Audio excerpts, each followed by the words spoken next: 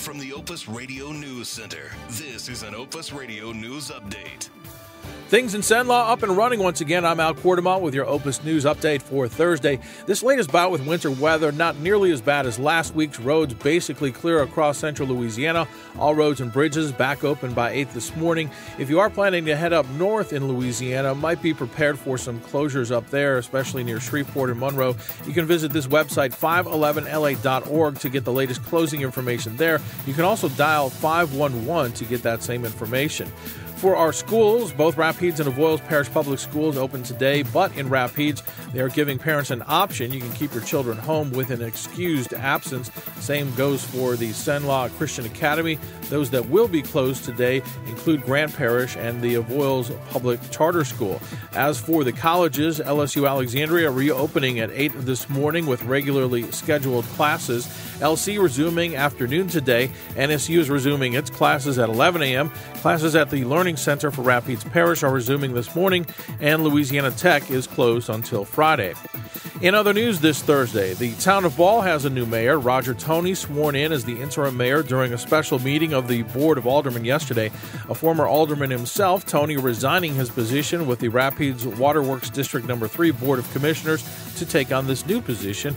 Toney will fill the vacancy created when Roy Hebron resigned Saturday as part of his plea deal on FEMA fraud charges. Ball will hold a special election for the mayoral position in October. Toney says he may be a candidate for that fall election. Meanwhile, the former mayor, Hebron, and 5 other defendants in the FEMA fraud case have had their sentencing dates rescheduled. U.S. District Judge Deidrell has set May 6th as the date for Hebron, former town clerk Brenda Kimball, former police chief Jay Barber, and 3 others. All could face prison time and large fines. Central Louisiana would be well served by a full-scale community and technical college. That, the finding of a consultant's report given to the Louisiana Community and Technical College System Board of Supervisors, a report that will next head to the Board of Regents. If they give the approval, movement toward a 2-year college could start later this spring. It would expand on programs currently offered at the Central Louisiana Technical College and possibly be located in downtown Alexandria. The report finding Central Louisiana is the most underserved area in the state and one of the 5 most underserved regions in the country in terms of 2-year college services. In state news now, Louisiana's congressional delegation asking BP to help Louisiana's oyster industry immediately. Back in November, Louisiana asked BP plc to give it $15 million so the state could start repairing oyster beds damaged by the Gulf oil spill. But Louisiana's congressional delegation says BP still hasn't given the state any money. In fact, they haven't even responded to the request.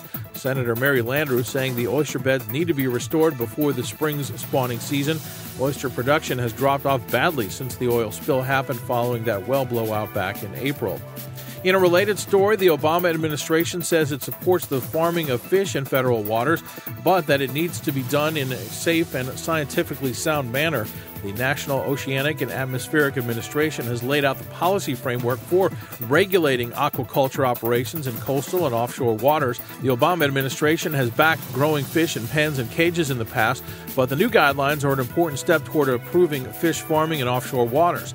In the Gulf of Mexico, businesses have proposed growing fish on unused oil and natural gas platforms. The Gulf of Mexico Fishery Management Council, an agency that oversees the Gulf, approved fish farming back in 2009. This Mardi Gras, police won't have to go too far to haul pickpockets, obnoxious drunks, and others arrested in the French Quarter. The Sheriff's Department will be setting up a mobile command post that will be parked in the quarter on Fat Tuesday and the days leading up to it. It will be staffed by both deputies and medical workers. Because Mardi Gras is late this year, March 8th, students on spring break are expected to swell the crowds in the quarter and along parade routes through the city. Governor Jindal, Mayor Mitch Landrieu, and about 50 other federal, state, and local officials holding a news conference yesterday to talk about those preparations. And in Thursday sports, the Hornets losing again, now 4 in a row after 103-101 loss in overtime at New Jersey last night. LSU's losing streak, it's now at 7 after they lose 66-60 at Ole Miss. NSU's game with Lamar was postponed last night because of the weather. They will tip off at 3 p.m. this afternoon at Prather Coliseum. And Jason Tinsley, who has led the Louisiana College women's basketball team on an interim basis after the death of Janice Joseph Richard, has been named the permanent head coach at LC. We'll have more news updates for you on our Truth 104.3 Facebook page. Also, you can email us, sendlawnews@opusbroadcasting.com. I'm Al Quartemont.